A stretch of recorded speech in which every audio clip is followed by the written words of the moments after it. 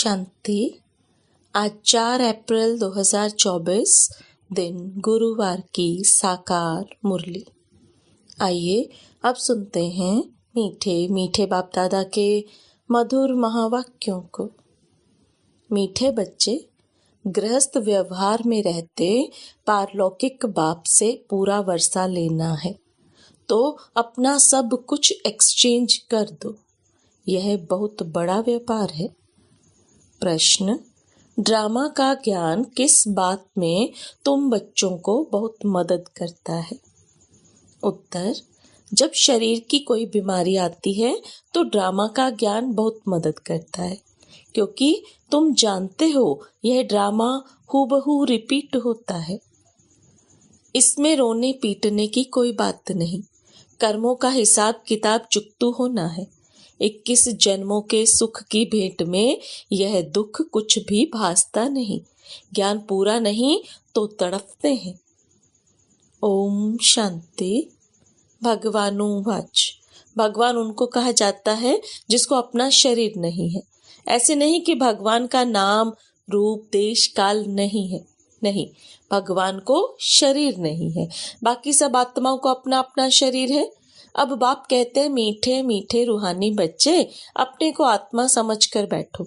वैसे भी आत्मा ही सुनती है, पाठ बजाती है, शरीर द्वारा कर्म करती है, संस्कार आत्मा ले जाती है। अच्छे बुरे कर्मों का फल भी आत्मा ही भोगती है, शरीर के साथ। बिगर शरीर के तो कोई भोग नहीं सकती। इसलिए बाप कहते हैं, अपने को आत्मा समझ बैठो। बाबा हमको सुनाते हैं, हम आत्मा सुन रही हैं इस शरीर द्वारा। भगवानुवाच। मन मना भव। देह सहित देह के सब धर्मों को त्याग अपने को आत्मा समझ बाप को याद करो। यह एक ही बाप कहते हैं जो गीता का भगवान है। भगवान माना ही जन्म मरण रहित। बाप समझाते हैं, मेरा जन्म अलौकिक है और कोई ऐसे जन्म नहीं लेते हैं जैसे मैं इनमें प्रवेश करता हूँ। यह तो अच्छी रीति याद करना चाहिए।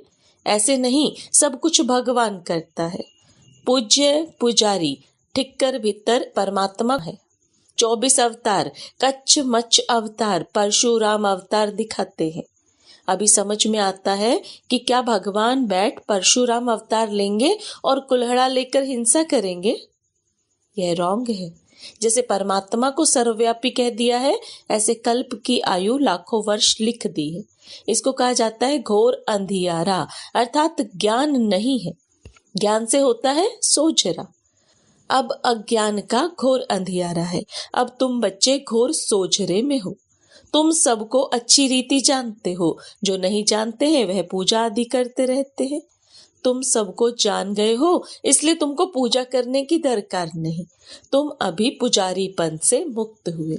पूज्य देवी देवता बनने के लिए तुम पुरुषार्थ कर रहे हो।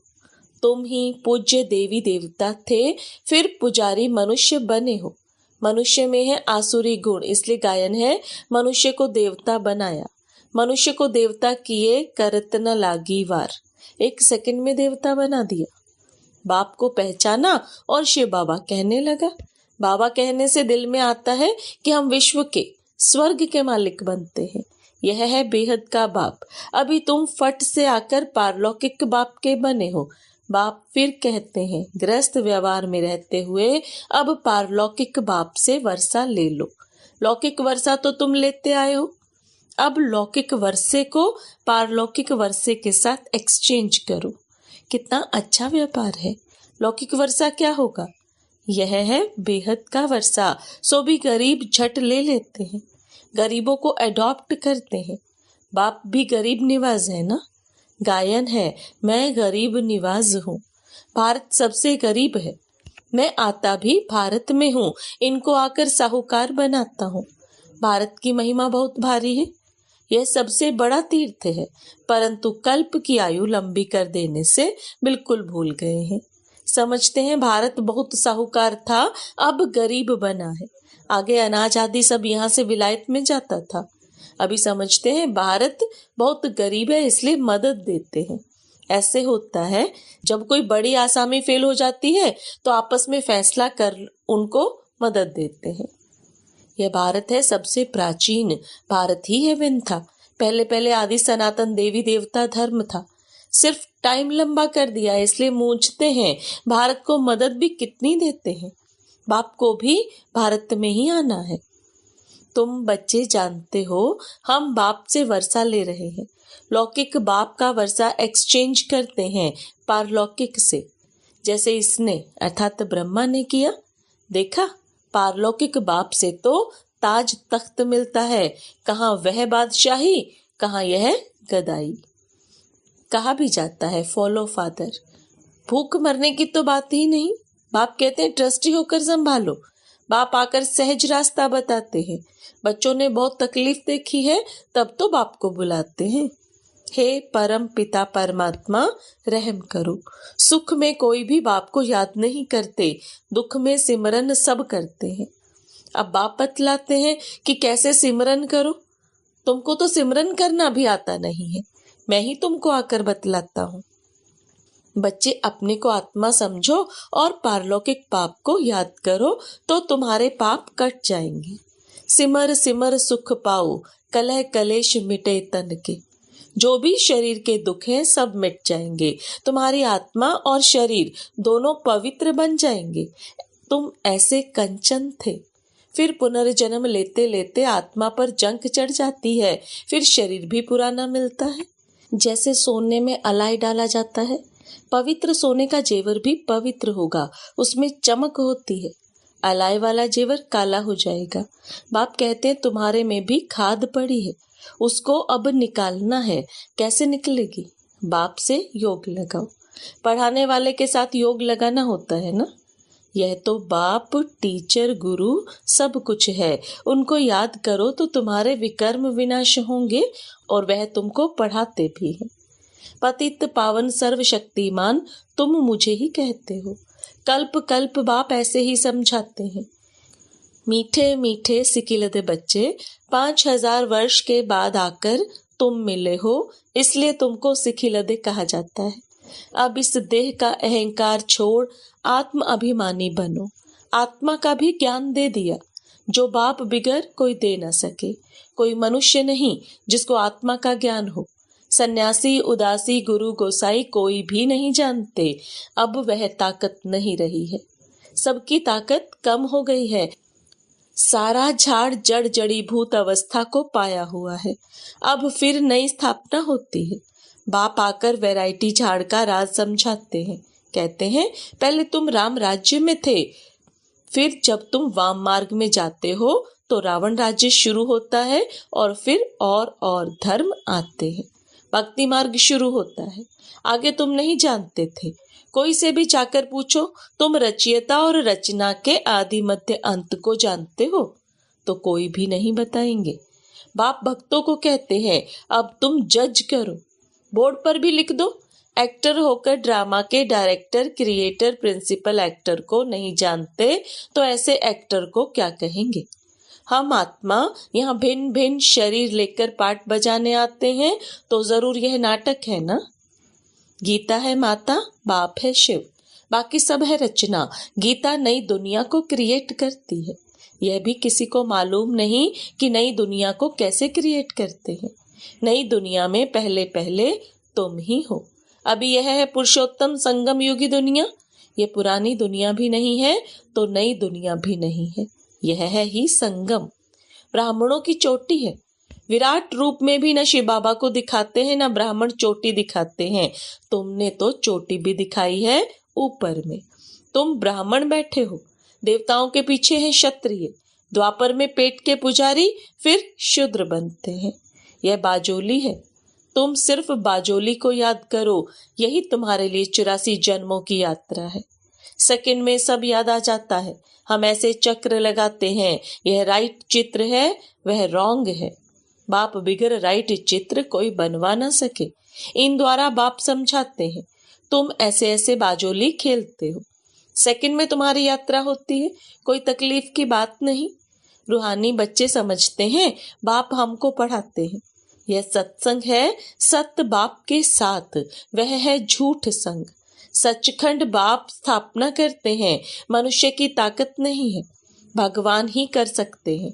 भगवान को ही ज्ञान का सागर कहा जाता है। मनुष्य यह भी नहीं जानते कि यह परम पिता परमात्मा की महिमा है। वह शांति का सागर तुमको शांति दे रहा है। सुबह को भी तुम ड्रिल करते हो, शरीर से न्यारा हो, बाप की याद में रहते हो। यहाँ तुम आए हो जीते जी मरने, बाप पर न्योछावर होते हो। यह तो पुरानी दुनिया, पुराना चोला है। इनसे जैसे नफरत आती है, इनको छोड़कर जाएं, कुछ भी याद ना आए, सब कुछ भूला हुआ है। तुम कहते भी हो भगवान ने सब कुछ दिया है, तो अब उनको दे दो। भगवान फिर तुमको कहते हैं तुम ट्रस्टी बनो। भगवान ट्रस्टी नहीं बनेगा, ट्रस्टी तुम बनते हो। फिर पाप तो करेंगे नहीं।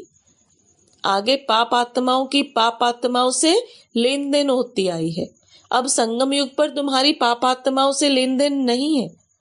पाप आत्माओं को दान किया तो पाप सिर पर चढ़ जाएगा। करते हो ईश्वर अर्थ और देते हो पाप आत्मा को। बाप कुछ लेते थोड़े ही हैं। बाप कहेंगे जाकर सेंटर खोलो तो बहुतों का कल्याण होगा। बाप समझाते हैं जो कुछ होता है हूबहू ड्रामा अनुसार रिपीट होता ही रहता है। फिर इसमें रोने पीटने दुख करने की बात ही नहीं। कर्मों का हिसाब किताब चुकतू होना तो अच्छा ही है। वैद लोग कहते हैं बीमारी सारी उथल खाएगी। बाप भी कहते हैं रहा हुआ हिसाब किताब चुकतू करना है, या तो योग से या फिर सजाओं से चुकतू करना पड़े। सजाएं तो बहुत कड़ी हैं, उनसे बीमारी आदि में चुकतू होता है तो बहुत अच्छा है। वह दुख 21 जन्मों के सुख की भेंट में भासता नहीं है, क्योंकि सुख बहुत है। ज्ञान पूरा नहीं है तो बीमारी में कुड़कते अर्थात तड़पते रहते हैं। बीमार पड़ते हैं तो भगवान को बहुत याद करते हैं, वह भी अच्छा है। एक को ही याद करना है, वह भी समझाते रहते हैं। वो लोग गुरुओं को याद करते हैं। अनेक गुरु हैं, एक सतगुरु को तो तुम ही जानते हो, वह अलमाइटी अथॉरिटी है। बाप कहते हैं मैं इन वेदों ग्रंथों आदि को जानता हूँ। यह भक्ति की सामग्री है, इनसे कोई मुझे प्राप्त नहीं करता है। बाप आते ही है पाप आत्माओं की दुनिया में। यहाँ पुण्य आत्मा कहाँ से आई? जिसने पूरे 84 जन्म लिए हैं उनके शरीर में आता हूँ। सबसे पहले यह सुनते हैं। बाबा कहते हैं यहाँ तुम्हारी याद की यात्रा अच्छी होती है।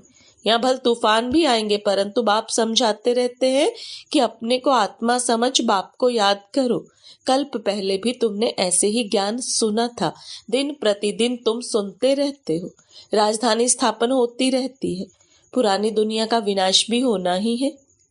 अच्छा, मीठे मीठे सिकिलदे बच्चों प्रति माता पिता बाप दादा का याद प्यार और गुड मॉर्निंग।